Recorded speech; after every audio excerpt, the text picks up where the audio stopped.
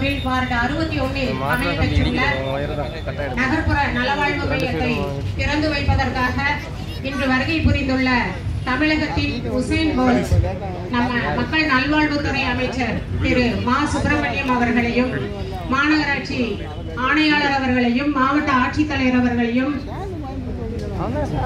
மாண்புமிகு பாராளுமன்ற உறுப்பினர் அவர்களையும் மற்றும் மாநகராட்சி அதிகாரிகள் உள்ளிட்ட அனைவருக்கும் என்னுடைய முதற்கண் காலை வணக்கம். இங்கே மிக சிறப்புக அமைந்துள்ள நகர்ப்புற நலவாழ்வு மையம், ஏற்கனவே இங்கு ஒரு நகர்ப்புற நலவாழ்வு மையம் இருந்தது. ஏராளமான புறநோயாளிகள் மற்றும் உட்புற நோயாளிகள் பயன்பெறும் வகையில் அமையப்பட்ட அந்த நகர்ப்புற நலவாழ்வு மையத்தை புனரமைத்து புதியதாக இன்று ஒரு கட்டிடத்தை மாண்புமிகு அமைச்சர் அவர்கள் இங்கே திறந்து வைத்துள்ளார்கள்.